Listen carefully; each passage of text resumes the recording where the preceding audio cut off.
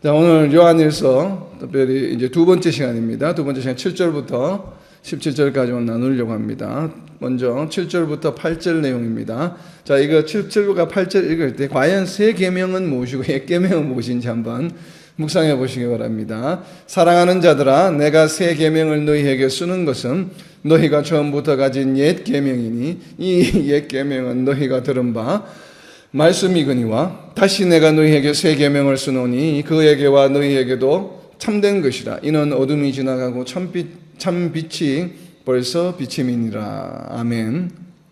뭐 새 계명이라고 그랬다가 또 갑자기 또 옛 계명이라고 그랬다가 다시 또 너희에게 새 계명을 쓴다. 그러니까 과연 이게 같은 건지 다른 건지 아주 헷갈립니다. 새 계명이나 옛 계명이나 다 같은 내용인데 지금 굉장히 표현이 어렵습니다. 자, 이렇게 이제 성경 우리가 공부를 하는 방법 중에 하나가 새 계명에 대한 이야기, 새 계명을 너희에게 쓰는 것이 아니라 옛 계명이라고 했다가 옛 계명은 너희가 먼저 들은 바다. 그리고 또 다시 8절에 보면 내가 너희에게 새 계명을 쓰노니 하니까 과연 지금 요한 사도가 쓰고 있는 것이 새 계명인지 옛 계명인지 분명히 쓰는 대상은 목적어는 새 계명이에요. 그죠? 너희에게 새 계명을 쓴다고 했기 때문에. 근데 이 새 계명은 또 7절에 보게 되면 새 계명이 아니라 새 계명을 너희에게 쓰는 것이 아니라 처음부터 가진 옛 계명이라고 이야기를 합니다. 과연 7절과 8절에 그럼 어떤 내용이 맞는 것인지 둘 다 맞는 얘기죠. 자, 이런 이제 복잡한 우리가 성경 구절이 나왔을 때 과연 새 계명이 무엇인지를 우리가 힌트를 얻게 되면 쉽게 풀리는 내용입니다. 그래서 이 성경에서 이제 우리가 키워드를 항상 잘 염두에 두어야 되는데 이 새 계명과 옛 계명을 이해하기 위해서는 참 빛에 대해서 먼저 우리가 저 의미를 이해할 필요가 있습니다. 그래서 참빛에다 좀 동그라미를 쳐놓으세요. 참빛. 참빛을 이해하게 되면, 이게 그 말이구나 하는 것을 우리가 금방 이해할 수가 있습니다. 참빛 옆에다 좀 적어놓으세요. 요한복음 1장 9절입니다. 참빛에 대해서 요한복음 1장 9절에 설명이 되어 있습니다. 참빛입니다. 요한복음 1장 9절입니다. 참빛. 곧 세상에 와서 각 사람에게 비추는 빛이 있었나니. 아멘. 예수님을 말하는 것이죠. 참빛은. 그래서 그 참빛에다가 예수님이 벌써 빛임이니라. 그렇다면 앞에 나와 있는 새 계명과 옛 계명은 예수님과 연관이 있는 계명이에요. 라는 것은 이제 예수님과 연관이 있는 계명일 수밖에 없죠. 이는 어둠이 지나가고 참빛이 벌써 비침이니라. 왜냐하면 지금 계명을 쓰는 이유가 참빛이 비추기 때문에 지금 계명을 쓰고 있는 것이거든요. 그렇다면 이 새 계명 옆에다가 적어놓으세요. 이 새 계명, 이 계명을 말하는구나 하는 것을 우리가 알 수 있습니다. 예수님과 연관이 있는 새 계명이죠. 바로 요한복음 13장 34절에 있습니다. 새 계명 옆에다 적어놓으세요. 요한복음 13장 44절입니다. 요한복음 13장 34절입니다. 새 계명을 너희에게 주노니 서로 사랑하라. 내가 너희를 사랑한 것 같이 너희도 서로 사랑하라. 아멘. 새 계명이 무엇입니까? 새 계명 이퀄은 무엇이에요? 서로 사랑하라고 하는 것이에요. 결국 지금 요한 사도가 지금 요한 1서를 수신하고 있는 교회 공동체에 이야기하고 있는 것은 내가 새 계명을 쓰는데 그 새 계명이 무엇인가 하면 내가 예수님이 우리를 사랑한 것 같이 너희도 서로 사랑하라라고 하는 것이에요. 그런데 이것을 쓰는 이유는 그 주체가 되시는 바로 예수님처럼 사랑해야 되는데 그 주체가 되시는 예수님이 참빛으로 벌써 오셨다 이 말이에요.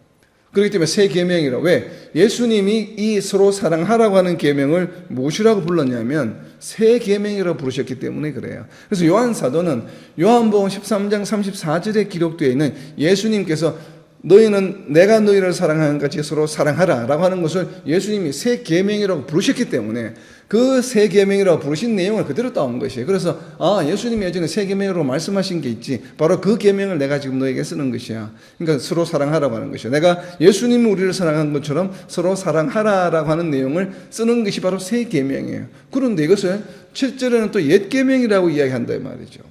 그러면 예수님께서는 그 옛 계명 옆에다 또 적어놓으세요.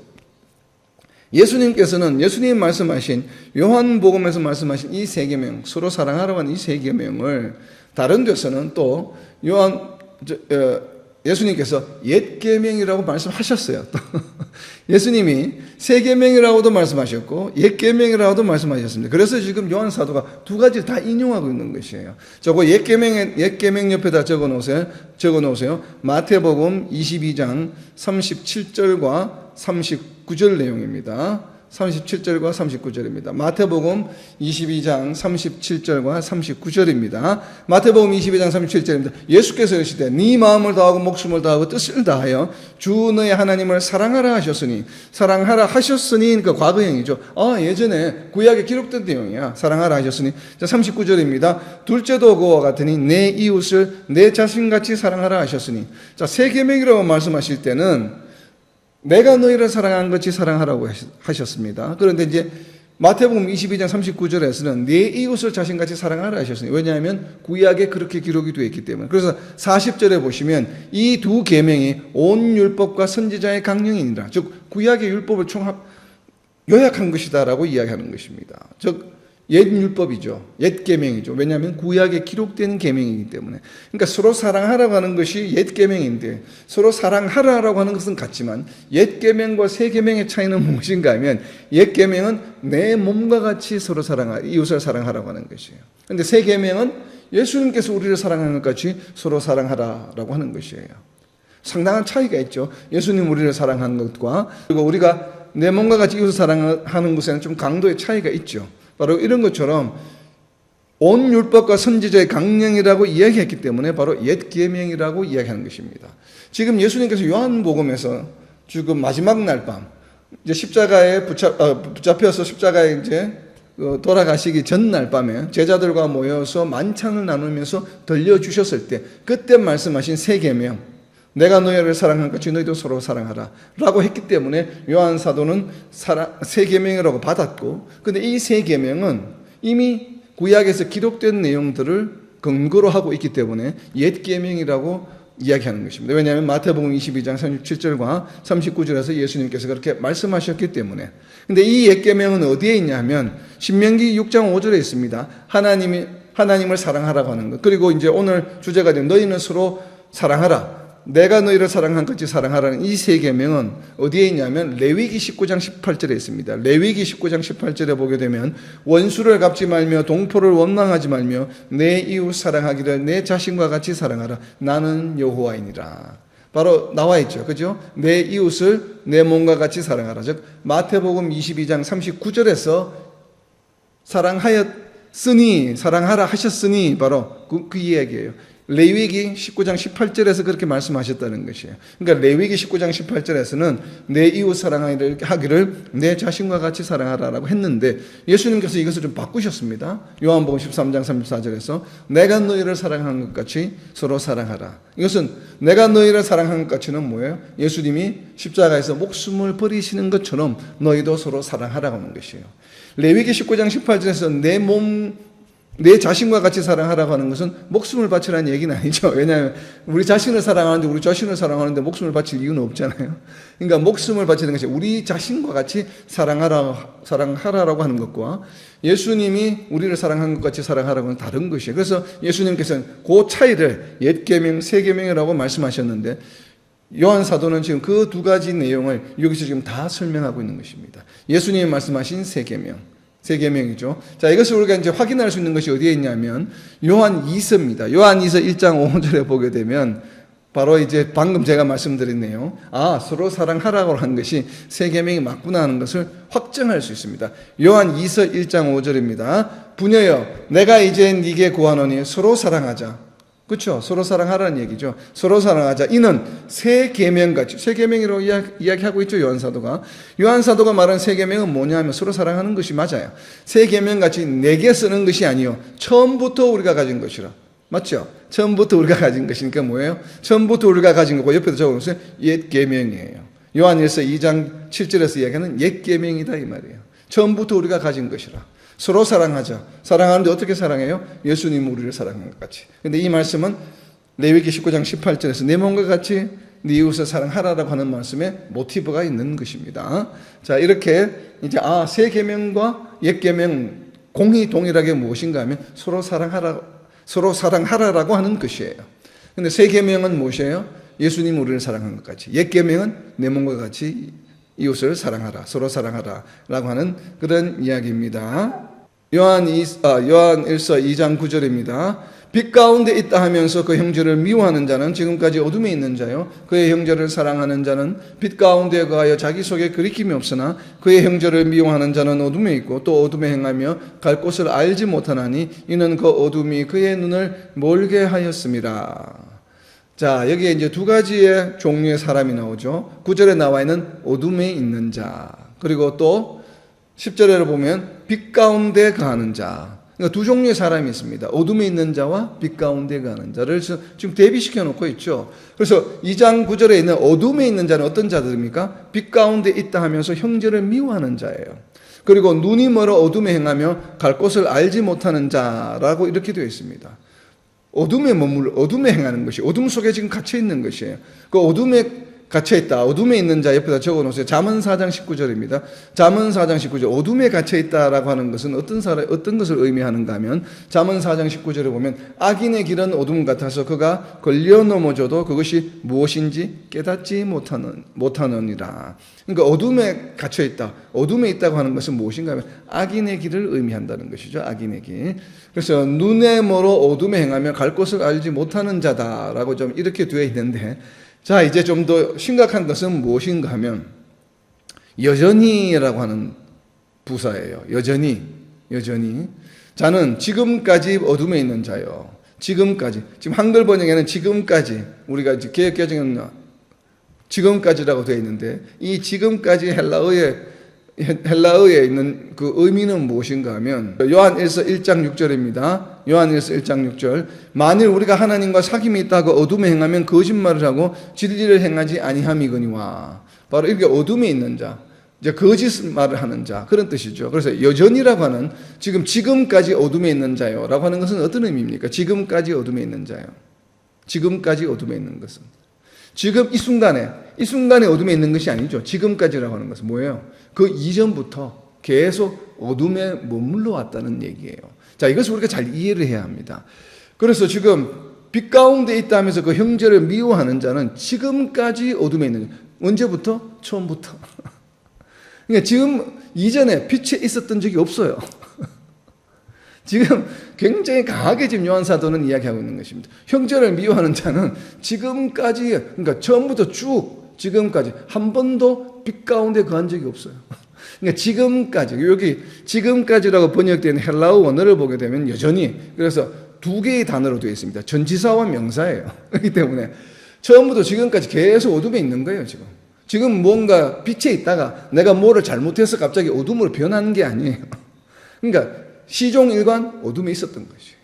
그렇기 때문에 어둠에 있었기 때문에 잠언 4장 19절에서 본 것처럼 어둠에 있어서 악한 행위를 하기 때문에 그것이 바로 미워하는 것으로 나타났다라고 지금 설명하고 있는 것입니다. 요한 사도는. 굉장히 강한 말씀이죠. 바로 빛 가운데 다니지 아니함으로 어둠에 붙들린 자. 요한복음 12장 35절에 바로 이 내용이 있습니다. 요한복음 12장 35절입니다. 예수께서 이르시되 아직 잠시 동안 빛이 너희 중에 있으니 빛이 있을 동안에 다녀 어둠에 붙잡히지 않게 하라. 어둠에 다니는 자는 그 가는 곳을 알지 못하느니라. 계속 어둠에 있는 거예요. 어둠에 있다 보니까 형제를 미워하는 것이. 근데 요한복음 12장 35절은 마치 빛 가운데 있다가 어둠에 붙잡히는 것처럼 설명이 되어 있죠. 그러나 지금 요한 1서에 나와 있는 2장 9절, 지금까지 어둠에 있는 자예요. 완전 의미를 확실하게 하고 있죠. 지금까지 여전히 어둠에 있었기 때문에 형제를 미워하게 되는 것이에요. 그렇기 때문에 믿음이 제대로 된 믿음이 아니라고 하는 것을 지금 강조하는 것이죠. 믿음이 제대로 되어 있다면, 제대로 된 믿음이라면 반드시 거듭나야 된다고 하는 것을 지금 강조하고 있는 것입니다. 자, 동일하게 이제 다른 각도에서 보겠습니다. 빛 가운데 거하는 자. 그렇다면 빛 가운데 거하는 자, 10절에 있는 빛 가운데 거하는 자는 형제를 사랑하는 자죠. 바로 빛 가운데 거하는 자는 어떤 자인가 하면 요한일서 1장 5절입니다. 빛 가운데, 빛은 무엇이 하나님 안에 거하는 자죠. 왜 그런가 하면 그 빛 가운데 거하는 자 옆에다 적어놓으세요. 요한일서 1장 5절입니다. 우리가 그에게서 듣고 너희에게 전하는 소식은 이것이니 곧 하나님은 빛이시라. 그에게는 어둠이 조금도 없으시다는 것이니라. 왜냐하면 빛 가운데 거하는 자는 하나님 안에 거하는 자예요. 하나님 안에 거하는 자. 근데 하나님 안에 거한다고 할 때 지금 하나님 안에 거한다. 빛 가운데 거한 그의 형제를 미워하는 자는 어둠에 있고 또 어둠에 행하면 그것을 알지 못, 이렇게 했는데, 자, 요한 1서 1장 5절에 있는 빛이시라. 그리고 하나님 안에 거하는 자 할 때 이 거한다고 하는 이 동사는 헬라어로 어떤 동사인가 하면 영어로 말하면 remain이에요. remain. 뭐 다른 데 있다가 이렇게 와서 지금 여기서 being 하게 되었다. 그러니까 다른 데 있다가 여기 와서 옮겨와서 지금 여기 함께 있게 되었다고 하는 그런 의미가 아니에요. remain이라고 하는 동사는 뭐예요? 영어의 동사 remain은 지금 내가 있는 자리에서 이전부터 처음부터 그냥 계속 쭉 시종이가 있어 왔다는 얘기예요. 그러니까 remain 하나님 빛 가운데 거한다고 할 때 이 거한다고 하는 것은 결국 하나님 안에 쭉 계속 거해 왔기 때문에 어떻게 한다고요? 형제를 사랑하는 것이에요. 그러니까 내가 진정한 믿음으로 거듭나서 하나님께 속한 자는 형제를 미워할 수가 없다고 하는 것입니다. 왜? 빛 가운데 거하게 되면 그것이 계속 유지가 되어서 시종일관 remain하기 때문에 형제를 사랑하는 결과를 낳는다는 얘기고, 믿는다고 하는데 변화되었다고 하는데 거듭났다고 하는데 온전히 거듭나지 않고 계속 어둠에 머물러 있기 때문에 그 어둠에 머물러 있었던 결과가 무엇인가 하면 형제를 미워하는 행위를 하게 된다는 것이에요. 지금 이 이야기가 요한일서 2장 9절에서 10절에 있는 내용입니다. 그렇기 때문에 요한 사도가 이야기하는 것은 성도가 되고 나서의 변화된 성화의 삶, 그 행동의 변화, 거듭났다고 하는 것을 굉장히 지금 강조하고 있는 것이죠. 자, 그리고 요한복음 9장 5절입니다. 요한복음 9장 5절에 보면 내가 세상에 있는 동안에는 세상의 빛으로, 예수님이죠. 결국은 예수님 안에 거하는 자, 하나님 안에 거하는 자, 한 번 예수님 안에 거하게 된 자, 한 번 하나님 안에 거하게 된 자는 계속 remain, 그 상태가 계속 유지가 되기 때문에 그 결과로 무엇이 나타나는가 하면 형제를 사랑하는 것이 나타난다는 것이에요. 자, 요한복음 8장 12절입니다. 예수께서 또 요한복음 8장 12절입니다. 이 빛 가운데 거하는 자는 어떤 자인가 하면 한번 그 묵상해 보시기 바랍니다. 요한복음 8장 12절입니다. 예수께서 또 말씀하여 이르시되 나는 세상의 빛이니 나를 따르는 자는 어둠에 다니지 아니하고 생명의 빛을 얻으리라. 그러니까 예수님을 믿음으로 세상의 빛인 예수님과 함께하는, 예수님을 따르는 자는 어떻게 돼요? 어둠에 다니지 않아요. 그렇기 때문에 어둠에 다니지 않는, 9절에 뭐라고 했습니까? 어둠에 있는 자는, 형제를 미워하는 자는 지금까지 어둠에 있는 자예요. 어둠에 있는 자예요. 그런데 세상의 빛이신 예수님을 따르는 자는 어둠에 다니지 않아요. 그렇기 때문에 형제를 미워할 수가 없다는 이야기입니다. 생명의 빛을 얻으리라. 그러니까 빛 가운데 거하는 자는 형제를 미워할 수가 없고 형제를 사랑할 수밖에 없다라고 하는 것이에요. 그래서 예수님을 따라 생명의 빛을 소유한 자예요. 빛 가운데 거하는 자는. 그리고 또 이 빛 가운데 거하는 자는 어떤 자인가 하면 갈라디아서 6장 1절입니다. 갈라디아서 6장 1절에도 빛 가운데 거하는 자가 어떤 자인지 설명을 하고 있습니다. 자, 갈라디아서 6장 1절입니다. 형제들아, 사람이 만일 무슨 범죄한 일이 드러나거든 신령한 너희는 온유한 심령으로 그러한 자를 바로잡고 너 자신을 살펴보아 너도 시험을 받을까 두려워하라. 바로 빛 가운데 거하는 자는 어떤 자인가 하면 형제를 바로잡는 자예요. 이것이 형제를 사랑하는 거죠. 형제를 사랑하는 모습이 형제가 잘못하고 있을 때 그것을 비난하고 책망하고 나무라는 것이 아니라 바른 길로 온유한 심령으로 그런 자를 바로잡는 것, 이것이 바로 형제를 사랑하는 방법 중에 중요한 방법 중에 하나입니다. 그래서 빛 가운데 거하는 자는 어떤 자인가 하면 형제를 바로잡는 자예요. 이것이 바로 이제 옛 계명과 새 계명에 대한 형제를 서로 사랑하는, 너희가 서로 사랑하라고 하는 것의 의미는 무엇인가 하면 참으로 믿음으로 거듭난 사람은 형제를 반드시 사랑해야 된다라고 하는 것을 지금 강조하고 있는 것입니다. 자, 이제 12절부터 17절까지의 내용을 보겠습니다.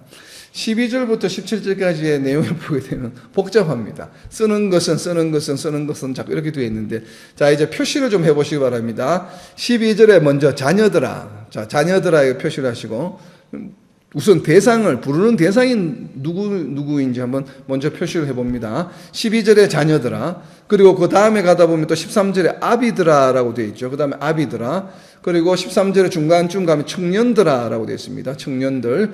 그리고 14절에 가게 되면 다시 아이들아라고 부르죠. 아이들아. 그리고 다시 또 아비들아, 14절에 아비들아, 그리고 또 중간쯤 가게 되면 14절에 청년들아, 이렇게 지금 부르고 있습니다. 그래서 결국 6번을 부르죠. 그래서 자녀들, 아비들, 청년들, 그리고 아이들, 다시 아비들, 청년들이에요.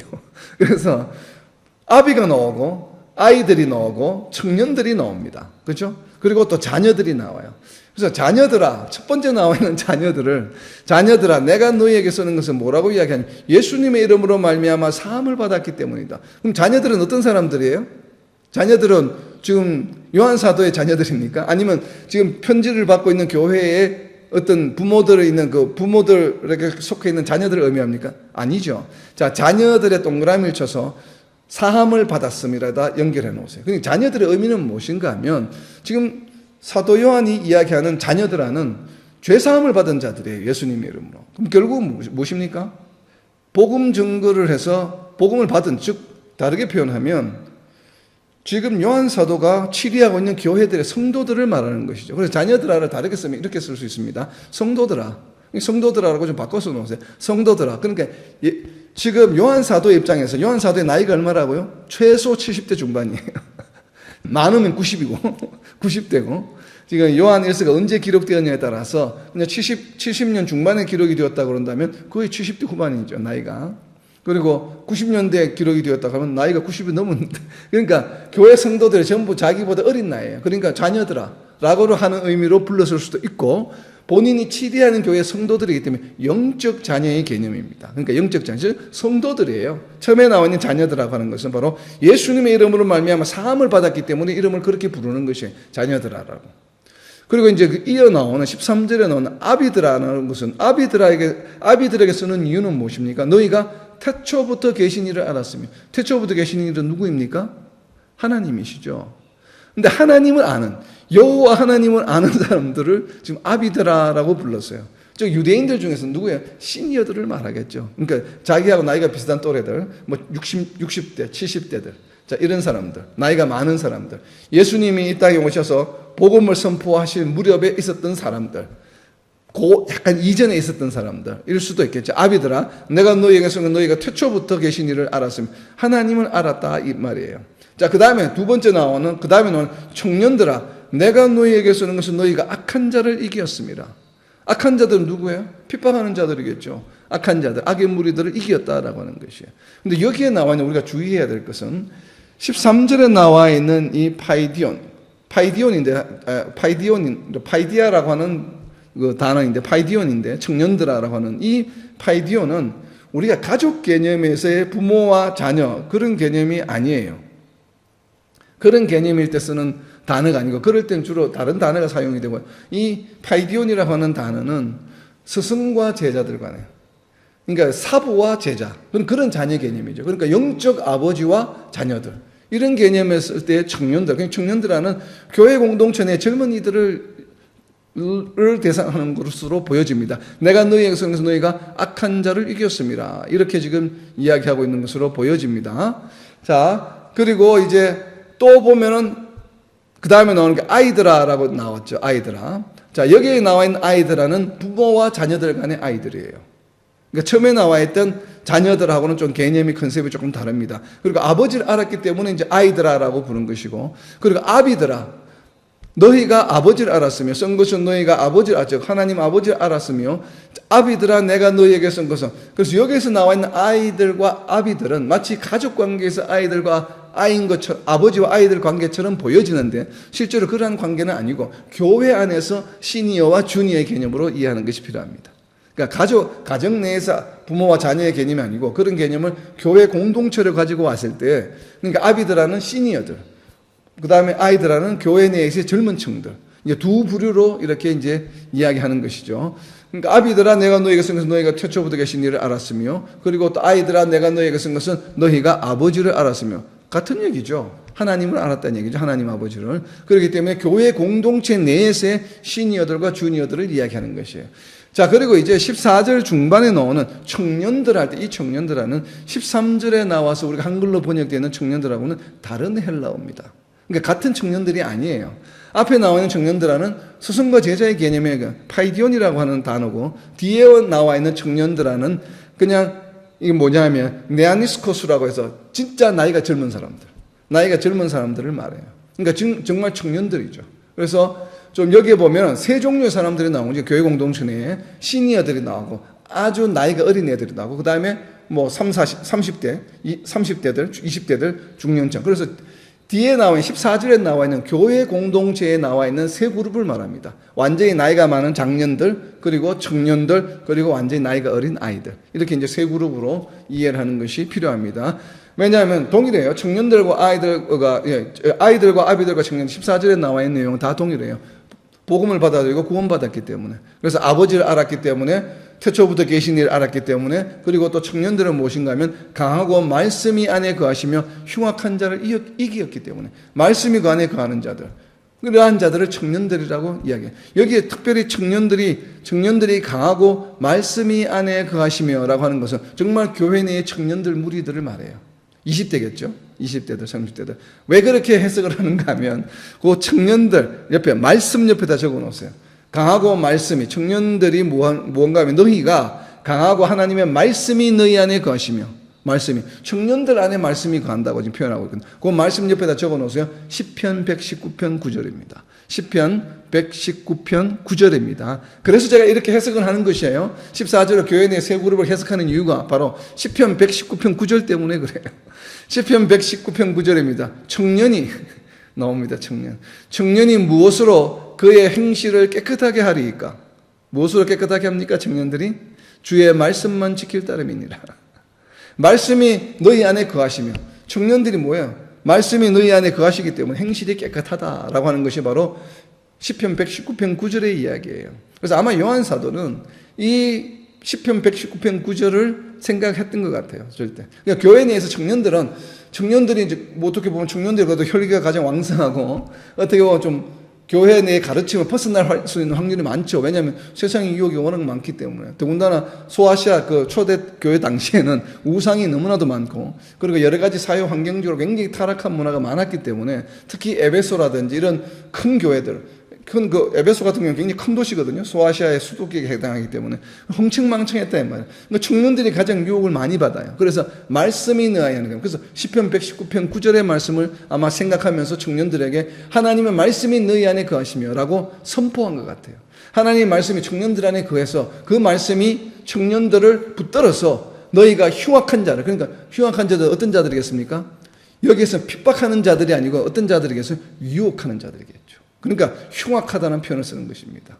앞에 나와 있는 청년들하는 내가 너희에게 쓰는 것은 너희가 13절에서 악한 자를 이겼습니다.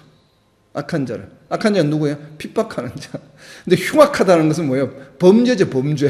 범죄를 일으킨 자를 우리가 흉악한 범죄자라고 이야기하죠. 흉악한 자를 이겼습니다. 그러니까 영어 성경을 갖고 계시는 분은 보시기 바랍니다.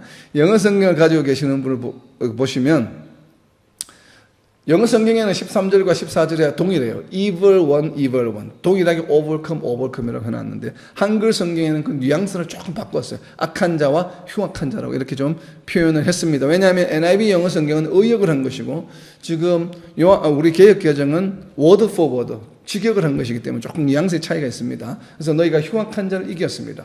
그래서 정리하면은 자녀들아, 요한일서 2장 12절 자녀들은 성도들에 관한 이야기고, 그 다음에 13절에 나와 있는 아비들과 그리고 청년들아라고 하는 것은 좀 이제 나이가 많고 젊은 부류, 그 다음에 14절에는 좀 구체적으로 교회 공동체 안에서 나이가 많고 또 중간이고, 그러니까 13절에서는 아비들아 청년들아는 이제 성도들 중에, 자녀들 성도들 중에 시니어들과 좀 이제 그 주니어들, 그 다음에 이제 요한 사도가 가르쳐서 마치 자녀처럼 양육한 자들을 말하겠죠. 그리고 14절에서는 조금 일반적인 교회 공동체 내에서의 세 그룹, 나이 많은 사람들, 청년들, 어린아이들, 이렇게 해서 내가 너희들에게 편지를 쓰는 이유는 다 무엇인가 하면 너희가 다 죄인이 아니다 이 말이에요.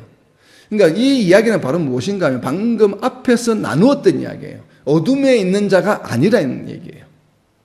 지금 방금 조금 전에 11절까지 이야기했던 거, 7절부터 11절까지 얘기는 뭐 두 종류죠. 두 종류의 사람이 있어. 어둠에 행하는 자와 빛 가운데 거하는 자가 있어. 어둠에 행하는 자는 처음부터 지금까지 줄곧 어둠에 있는 거야. 빛에 있었던 적이 없어. 그리고 빛 가운데 있는 자는 어둠에 있다가 구원받음으로 빛 가운데 와서 그로부터 시작해서 계속 지금까지 remain, 계속 머무는 사람들이야. 그런데 자녀들아, 아비들아, 청년들아, 아이들아, 너희는 누구인가 하면 지금은 빛 가운데 있는 자들이야. 그러니까 형제를 서로 사랑하다. 사랑하라 라고 하는 이야기를 지금 강조하고 있는 것입니다. 그래서 하나님의 바로 무엇인가 하면 12절 14절까지 얘기는 바로 앞에 나왔던 이야기들을 적용하는 것이에요. 너희는 어둠에 있었죠. 이제는 빛 가운데 가는 자들이야. 그렇기 때문에 형제를 사랑해야만 해 라고 지금 이야기하는 것이죠. 바로 그러한 내용입니다. 자, 그리고 이어지는 이러한 배경을 가지고 방금 제가 나눈 얘기 왜 이렇게 이야기하느냐 하면 바로 15절 내용 때문에 그래요. 지금까지 이야기했던 자녀들아, 형제들아, 자녀들아, 아비들아, 아이들아, 청년들아 이야기를 하면서 바로 이어진 내용이 뭐예요? 15절이죠. 이 세상이나 세상에 있는 것들을 사랑하지 말라. 누구든지 세상을 사랑하면 아버지의 사랑이 그 안에 있지 아니하니. 그러니까 어둠에 있지 말라는 얘기예요. 너희들은 어떤 존재인가 하면 지금은 빛 가운데 있는 존재들이야. 그러니까 형제를 사랑해. 그리고 세상에 있는 것들을 더 이상 사랑하는 존재가 아니야. 왜? 세상에 있는 것들을 사랑하는 자는 어떤 존재예요? 어둠에 행하는 자들이에요. 그렇기 때문에 세상에 있는 것들을 사랑하는 것이 아니고 누구든지 세상을 사랑하면 뭐예요? 아버지의 사랑 안에 그 안에 있지 않다라고 이야기하잖아요. 자, 요한일서 1장 5절에 보면 앞장에 보게 되면 요한일서 1장 5절입니다. 우리가 그에게서 듣고 너희에게 전하는 소식은 이것이니 곧 하나님은 빛이시라. 그에게는 뭐예요? 어둠이 조금도 없으시다. 그러니까 어둠이 조금도 없어요. 빛이면 그냥 빛인 것이에요. 빛에 뭐 어둠이 10%가 있고 20%가 있는 것이 아니다 이 말이에요. 그러니까 세상에 있는 것들을 사랑하지 말라. 왜? 세상은 무엇을 표현합니까? 세상에다가 써놓고 그때 어둠. 세상에 있는 것들은 바로 무엇이냐면 어둠이기 때문에 그래요. 아버지의 사랑이 그 안에 있을 수가 없어요. 왜? 아버지는 빛이시기 때문에. 빛과 어둠은 공존할 수 없다는 것이에요. 그렇기 때문에 너희가 세상을 사랑해서는 안 된다. 왜? 지금은 너희가 빛 가운데 있기 때문에, 빛 가운데 행하는 자들이기 때문에 그렇게 만약에 한다고 하면 너희가 원수가 돼. 하나님과. 왜 그런가 하면 야고보서 4장 4절에 그렇게 설명하고 있기 때문에 그렇습니다. 자, 야고보서 4장 4절입니다. 가늠한 여인들아 세상과 벗된 것이 하나님과 원수됨을 알지 못하느냐. 세상에 있는 것들을 사랑하지 말라. 세상을 사랑하게 되면 어떻게 된다고요? 하나님과 원수가 돼요. 야고보서 4장 4절에 가늠한 여인들아 세상과 벗된 것이 세상과 함께하는 것이 바로 무엇인가 하면 하나님과 원수되는 것이에요. 우리는 이거 심각하게 생각해야 합니다. 세상과 함께 세상의 논리대로 살아가는 것이 그냥 뭐 세상의 논리대로 살아가도 괜찮겠지 뭐. 그냥 윤리적으로 도덕적으로 살아가면 되지. 이렇게 생각하면 큰일 납니다. 세상과 벗된 것이 무엇이라고요? 성경에서 하나님과 원수라고 이야기합니다. 왜냐하면 세상에 있는 것들은 어둠이기 때문에 그래요. 그래서 세상의 풍조를 따라 살아가는 것은 안 되겠죠. 왜 이렇게 이야기하냐? 예수님께서도 이것을 설명하셨습니다. 산상수훈에서. 자, 그 옆에 세상에 있는 것들을 사랑하지 말라. 옆에다 적어 놓으세요. 마태복음 6장 24절입니다. 산상수훈의 중심에 있는 내용이에요. 산상수훈이 마태복음 5장, 6장, 7장이잖아요. 6장에 있는 내용입니다. 6장 24절. 마태복음 6장 24절입니다. 한 사람이 두 주인을 섬기지 못할 것이에요. 두 주인을 섬기지 못해요. 하나님을 섬기든지 세상을 사랑하든지 둘 중에 하나예요. 두 가지 할 수 없다는 분명히 예수님은 선포하십니다. 한 사람이 두 주인을 섬기지 못할 것이니 혹 이를 미워하고 저를 사랑하거나 혹 이를 중히 여기고 저를 경히 여김이라. 너희가 하나님과 재물을 겸하여 섬기지 못하느니라. 세상을 사랑하면 하나님을 사랑할 수 없어요. 혹은 세상을 사랑하게 되면 하나님을 경히 여기게 된다는 것이에요. 하나님과 재물을 겸하여 섬기지 못해요. 세상의 물질과 하나님을 동시에 사랑할 수 없다 이 말이에요. 하나님을 사랑하면 세상의 물질을 소홀히 하거나 무시하라는 얘기가 아니죠. 그것에 물질적인 삶을 살지 말라고 하는 얘기죠. 물질을 사랑하지 말라고 하는, 물질을 쫓지 말라는 얘기죠. 그렇지만 우리가 열심히 성실하게 살아야죠. 그런데 물질의 노예가 되지 말라는 얘기죠. 물질의 휘둘림을 받지 말라는 얘기예요. 세상은 하나님과 원수가 되는 거예요. 두 주인을 섬길 수 없다고 이야기합니다. 동일한 내용이 누가복음 16장 13절에도 있습니다. 누가복음 16장 13절에는 집 하인이 두 주인을 섬길 수 없나니 이렇게 이야기합니다. 동일한 내용입니다. 그렇기 때문에 세상에 있는 것들을 사랑하지 말라고 하는 거죠. 세상을 사랑하면 아버지의 사랑이 그 안에 있지 못하고. 왜? 하나님은 빛이시기 때문에. 그 안에는 어둠이 조금도 없기 때문에. 그래서 나오는 이야기가 무엇이에요? 로마서 12장 2절이죠. 로마서 12장 2절에 있는 말씀. 너희는 더 이상 뭐예요? 세상의 풍조에 conform to 세상. 더 이상 세상의 풍조를 따르지 말라고 하죠. 마음을 새롭게 해서 변화되라고 이야기하는 이유가 바로 이런 데 있는 것입니다. 그래서 세상에 있는 것들을 사랑하지 말라. 즉 세상의 풍조대로 살아가지 말라라고 하는 이야기입니다. 왜? 우리는 더 이상 어둠에 있는 사람들이 아니기 때문에. 빛 가운데 거하는 사람들이기 때문에 그렇습니다. 자, 16절입니다. 이는 세상에 있는 모든 것이 왜 그런가 하면 왜 세상의 것을 사랑하면 안 되는가 하면 세상에 있는 것은 예외가 없어요. 예외가.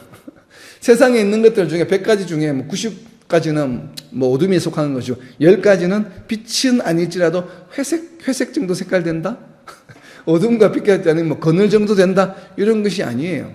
그래서 요한사도는 이야기합니다. 이는 세상에 있는 모든 것이 100%가 다. 단 0.1%도 아니고 100%가 다 무엇인가? 세 가지에 속한다는 것이에요. 세 가지에. 그 세 가지가 무엇인가? 바로 육신의 정욕과 안목의 정욕과 이생의 자랑이에요.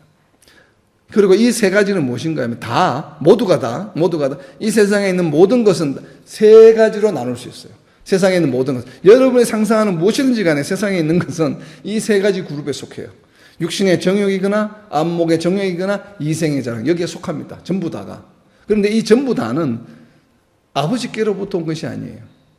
아버지께 속한 것이 아니에요. 육신의 정욕과 안목의 정욕과 이생의 자랑. 아버지께 속한 것이 아니라는 것을 다른 말로 표현하면 무엇입니까? 사탄에게 속한 것이에요. 그러니까 세상으로부터 온 것이다. 세상에, 여기서 이제 좀 순화해서 그냥 세상으로부터 온 것이라. 왜냐하면 앞에 나와 있는 문장과 연결하기 위해서 세상으로부터 온 것이라고 이야기하는데, 아버지께로부터 온 것이 아니면 어디로부터 왔습니까? 세상에는 두 종류의 그룹이 있죠. 하나님께 속한 그룹과 나머지는 사탄에 속한 그룹이에요.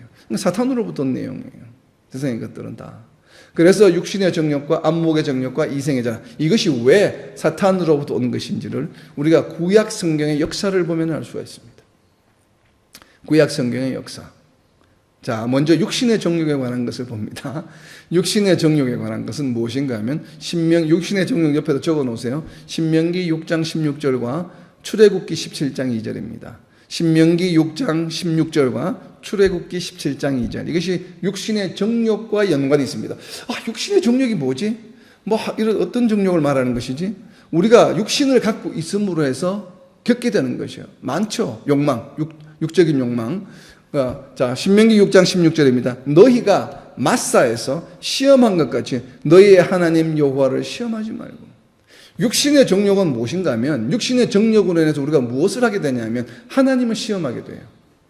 근데 이게 도대체 무슨 이야기지? 마사에서 시험한 것 같이 너희에게 하나님 여호와를 시험하지 말고, 이것과 육신의 정욕이 과연 무슨 관계가 있지? 자, 우리가 육신을 가지고 있음으로 해서 겪게 되는 그 어려움이에요. 그것이 무엇인가 하면 그 신명기 6장 16절에다 적어 놓으세요. 출애굽기 17장 2절입니다.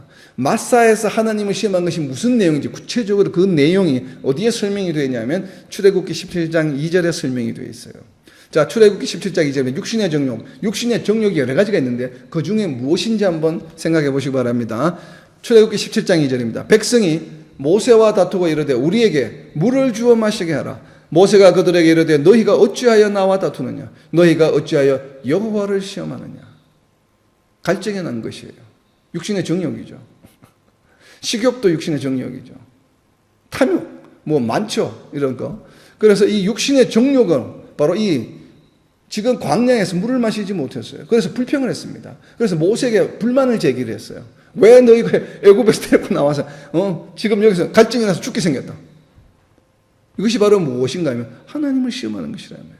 하나님께서 너희를 구원해내셨는데 하나님께서 그럼 물도 주시지 않겠느냐? 기다리면 물을 주실 텐데 왜 그것을 불평불만하느냐 이 말이에요. 이것이 바로 무엇인가 하면 육신의 정욕을 따르는 것이에요. 지금 내 생각대로 생각하는 것이요. 지금 광야에서 다니다 보면 목이 말라요. 하나님의 은혜는 잊어버리고 하나님이 모든 것을 준비해 주실 것이야. 여호와 일의 하나님이야. 하나님이 모든 것을 우리 상관에 섭리하셔. 나와 항상 함께 하셔. 어떤 어려움이 있더라도 하나님께서 해결해 주실 거야 라고 하나님을 바라보질 않아요. 그러니까 하나님의 입장에서 하나님의 시각에서 세상 문제들을 바라보고 해결하려고 하지 않아요. 그냥 세상의 논리대로 그냥 바로 모세에게 불평불만하는 거예요. 이것이 바로 무엇인가 하면 하나님을 우선해서 내가 생각하느냐, 뭔가 일이 생겼을 때, 아니면 내 육신의 정욕에 따라서 세상의 방법으로 문제를 해결하느냐 하는 것이에요. 지금 이 사람들은, 이스라엘 사람들 어떻게 했냐면 그냥 모세에게 뛰어들고 모세에게 불평불만하고 하나님께 불평불만했습니다. 이것이 바로 무엇인가 하면 세상을 사랑하는, 세상의 방식대로, 세상의 풍조대로 살아가는 모습이에요.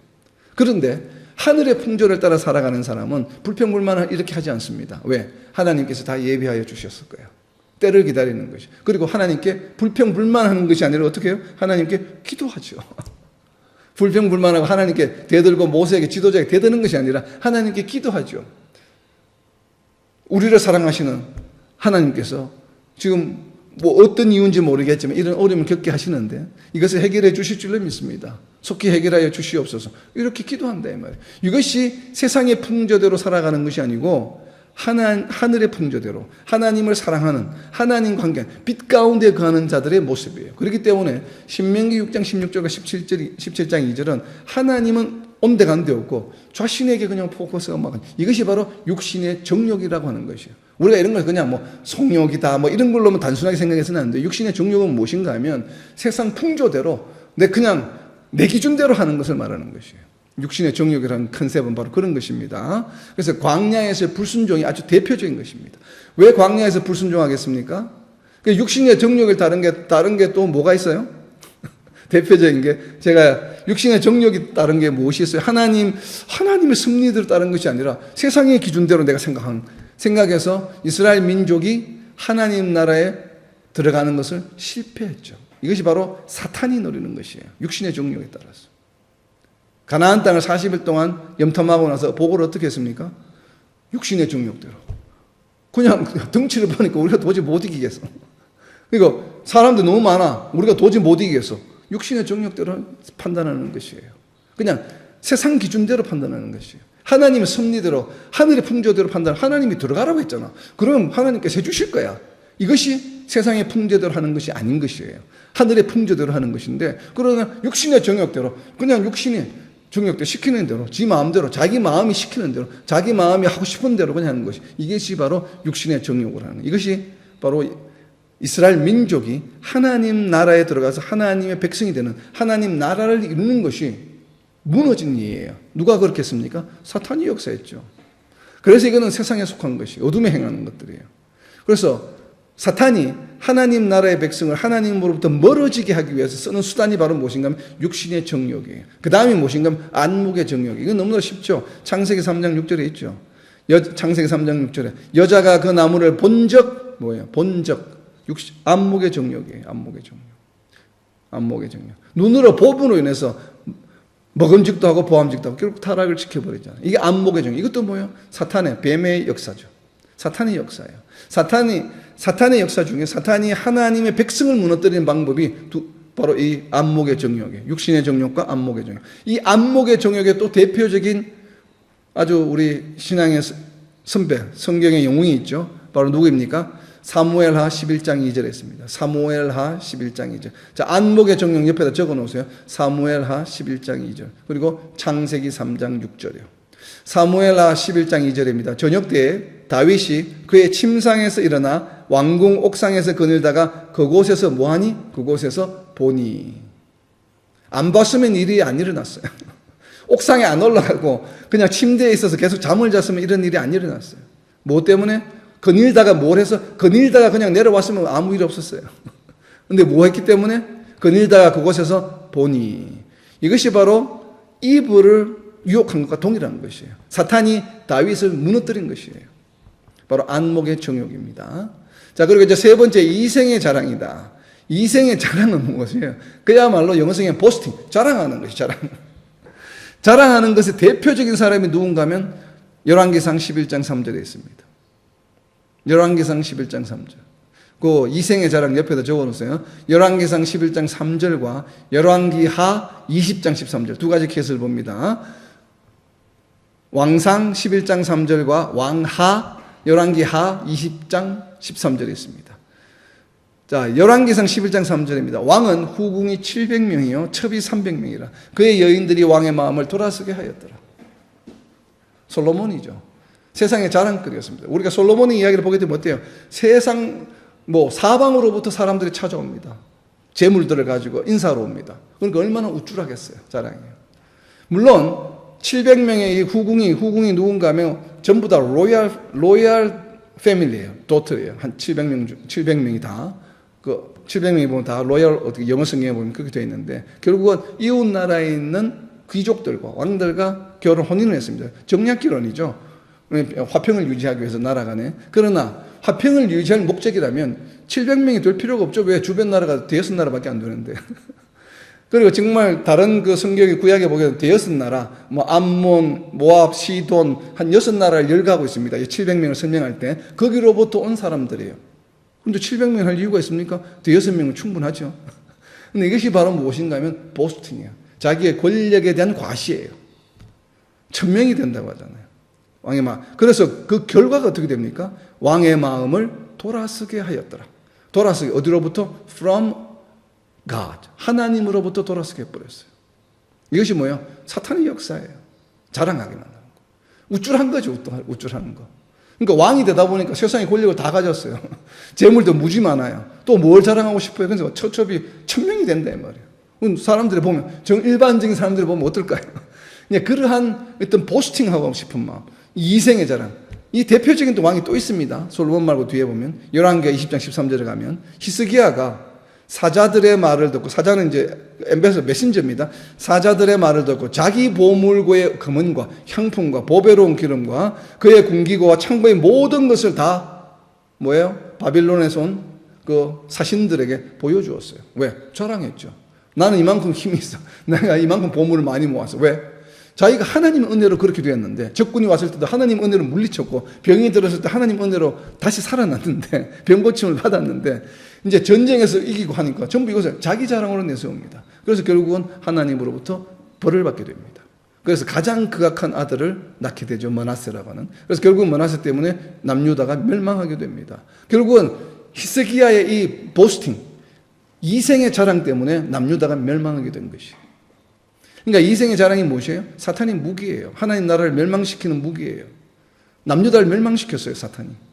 이 이생의 자랑으로 해서, 히스기야의 이 행동으로 인해서.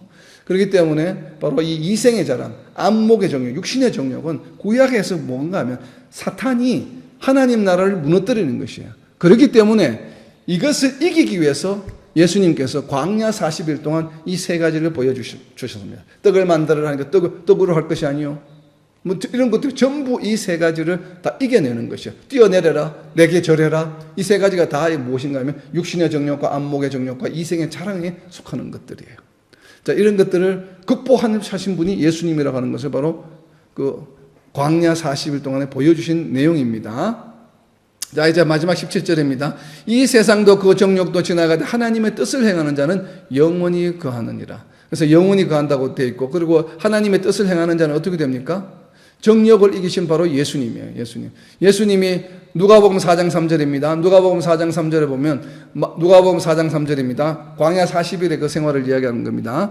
마귀가 이르되 네가 만일 하나님의 아들이거든 이 돌들에게 명하여 떡이 되게 하라. 떡이 되게, 떡은 무엇이에요? 식욕에 해당하는 것이죠. 바로 육신의 정욕이에요. 그리고 5절로 갑니다. 마귀가 또 예수를 이끌고 올라가서 순식간에 천하 만국을 뭐 했다고요? 천하 만국을 보여주었어요. 안목의 정욕이에요. 안목의 정욕. 그죠? 그리고 9절로 갑니다. 또 이끌고 예루살렘으로 가서 성전 꼭대기에 세우고 이러되 네가 만일 하나님의 아들이거든 여기서 뛰어내리라. 이게 뭐예요? 이생의 자랑이에요. 만약에 꼭대기에서 뛰어내렸는데 안 다쳤어요. 그렇게 되면 어떻게 될까요? 여러분들 한번 생각해 보세요. 자, 20층 높이 아파트에서 내가 떨어졌는데 안 다쳤어요. 그럼 그 다음날 교회 가서 뭐라고 할까요? 이야기 여러분들. 하나님께서 나를 지켜주셨다. 바로 그 이야기를 사탄이 지금 예수님께 하고 있는 거예요. 하나님이 받아주실 거야. 천사를 보내서. 자랑거리가 생기는 거예요. 뛰어도 꼭대기에서 떨어졌는데 안 죽어. 이게 바로 뭐냐면 자랑하고 싶은 마음을 유혹하는 것이에요. 그 마음을 발동시켜서 하게 만드는 것이거든요. 그래서 예수님 뭐라고 답하셨습니까? 하나님을 시험하지 마라. 그리고 이 안목의 정욕도 마찬가지고 내가 절하지 않는다, 우상에게. 그리고 육신의 정욕도 뭐예요? 떡으로는 살 수 없다. 말씀으로 이 세 가지 사탄의 공격, 하나님의 나라를 무너뜨리려고 하는 사탄의 공격은 뭐예요? 말씀으로 예수님이 다 물리쳤어요. 이것을 예수님이 보여줘. 그래서 이제부터는 예수님을 믿음으로 우리는 육신의 정욕과 안목의 정욕과 이생의 자랑을 어떻게 해요? 극복할 수 있는 능력이 우리에게 생기게 된 것입니다. 모세에서 성령의 인도하심을 받았어. 예수님을 믿는 자들에게만 가능한 이야기예요. 그래서 예수님이 왜? 그것을 이기셨기 때문에. 그래서 결국은 예수님이 오신 이유는 사탄은 절대로 결코 하나님 나라를 넘어뜨릴 수 없어요. 구약에서 했던 것처럼 그렇게 할 수 없다 이 말이에요. 이것이 달라진 것이에요. 자, 그래서 이것을 가장 잘 대표해서 나타내 주는 분이 누구입니까? 신앙 선배가 바로 바울이죠. 바울. 바울이 이 세 가지 육신의 정욕, 안목의 정욕, 이생의 자랑을 완전히 물리치는 것을 했는데 오늘날 우리 교회 목회자들이나 선교사님들이나 신앙적으로 어떻게 좀 사역을 열심히 잘 하시는 분들이 쉽게 빠져요. 이생의 자랑에. 자, 그것을 바울은 어떻게 극복했는지, 자, 그 옆에다 영원히 가는 하나님의 뜻을 행하는지, 하나님의 뜻을 어떻게 행하는지, 정욕도 지나가되, 정욕도 지나가되가 뭐예요? 이 정욕에다 동그라미 쳐서 앞에 세 가지입니다. 육신의 정욕, 안목의 정욕, 이생의 자랑. 이 정욕도 어떻게 됐다고? 지나가되를 표현하면 다 뭐예요? 오버컴 했다 이 말이에요. 오버컴하고 정욕을 완전히 물리치고 그 다음에 하나님의 뜻을 행하는 자가 된다 이 말이에요. 누가요? 사도 바울이 그랬다 이 말이에요. 그래서 정욕도 지나가고 옆에다 적어 놓으세요. 빌립보서 3장 8절입니다. 빌립보서 3장 8절, 13절, 14절. 자, 빌립보서 3장 8절입니다. 먼저 또한 모든 것을 해로 여기면 내 주 그리스도 예수라는 지식이 가장 고상하기 때문이라. 내가 그를 위하여 모든 것을 잃어버리고 배설물로 여기면 그리스도를 얻고. 바울이 어떤 사람이에요? 오늘날 우리 한국으로 말하면 서울대 출신에 가장 좋은 곳에서 훈련받은 그런 사람이에요. 바리새인 중에 바리새인이에요. 근데 그걸 뭘로 여긴다고요? 배설물로 여긴다며. 근데 우리는 어때요? 조금만 우리가 뭐 잘하고 뭐 하면 그냥 자랑하고 싶죠. 뭐 이생의 자랑이죠. 이생의 자랑이 막 발동합니다. 사탄의 유혹에 의해서. 자, 3장 13절입니다. 형제들아, 나는 아직 내가 잡은 줄로 여기지 아니하고 오직 한 일, 즉 뒤에 있는 것은 잊어버리고. 지금까지 내가 뭐 사역을 얼마나, 교회를 개척을 얼마나 했고 무엇을 어떻게 했고 뭐야? 다 필요 없어. 잊어버려. 망각. 앞에 있는 것을 잡으라. 앞으로 장차 올 일만 바라보고. 14절입니다. 표대를 향하여 그리스도 예수 안에서 하나님이 위해서 부르신 부름의 상을 위하여 달려가노라. 지나간 일은 뭐예요? 내가 무엇을 했다, 내가 뭐 했다, 내가란 말을 사용하지 않는다 이 말이에요. 우리가 정말 조심해야 됩니다. 특히 사역자들이나 우리 교회 지도자들은 내가라고 하는 주제어를 1인칭을 조심해야 돼요. 가능하면 사용하지 않는 것이 좋겠죠. 내가 뭘 했고 언제는 뭘 했고 이런 말을 하지 않는 것이 좋습니다. 바울 사도가 그렇게 했기 때문에. 왜? 그것이 무엇이 되기 때문에 그래요? 이생의 자랑이에요. 그리고 또 예수님께서 말씀하셨죠. 풀썩과 같다. 풀썩과 같다. 불 지르면 다 사라진다. 왜? 네가 입으로 이미 다 이생의 자랑했기 때문에 천국에서 보상받을 게 없다라고 예수님께서 선포하셨어요. 그냥. 그렇기 때문에 내가 하늘에 가서 상급을 받으려면 세상에 공개하지 말아야 돼요. 세상에 공개하는 순간은 뭐예요? 이미 불타는 겨와 같다 말이야. 마른 볏짚과 같이 쉽게 불타버린다. 다 타버리는 거예요. 말하는 순간에 다 타버리는 거예요. 내가 했던 지금까지 헌신하고 봉사했던 모든 일들이 불에 다 타버리는 거예요. 내 입을 통해서 나오는 순간에. 정말 조심해야 됩니다. 내가라는 1인칭을 교회 지도자들은 가능하면 사용하지 않는 것이 좋겠죠. 바로 그 이야기를 하는 겁니다. 표대를 향하여. 지나간 일은 다 잊어버리겠다. 자, 이제 말씀을 정리합니다. 요한일서 2장 15절입니다. 요한일서 2장 15절. 세상에 있는 것들을 사랑하지 말자요. 왜? 어둠에 속한 것이고 사탄으로부터 온 것들이기 때문에 그렇습니다. 로마서 12장 2절 말씀입니다. 너희는 이 세대를 본받지 말고 오직 마음을 새롭게 함으로 변화를 받아 하나님의 선하시고 기뻐하시고 온전한 뜻이 무엇인지 분별하도록 하라. 세대를 본받지 말라고 하는 것이에요. 세상의 풍조를 따르지 말자는 것이에요. 그래서 정말 다가오는 한 주간 동안에는 세상을 사랑하지 말고 하나님을 사랑하는, 세상의 풍조를 따르지 말고 마음을 새롭게 함으로 정말 하나님의 뜻이 무엇인지, 우리가 어떤 일을 닥칠 때 지금 여러분 앞에 어떤 가장 지금 여러분의 생각과 시간을 많이 잡아먹는 무슨 일이 있습니까? 그럼 그 일을 붙들고 우리가 한번 생각해 보시기 바랍니다. 세상의 풍조를 따르는 것과 하나님의 뜻이 그 가운데 무엇인지를 분별하여서 정말 다가온 한 주간 동안에는 세상이 아닌 하나님의 뜻을 살아감으로 세상 가운데서 정말 하나님의 자녀임을 드러내는 저와 여러분 그리고 이 땅의 모든 하나님의 백성들이 되시기를 예수님의 이름으로 선포합니다. 아멘.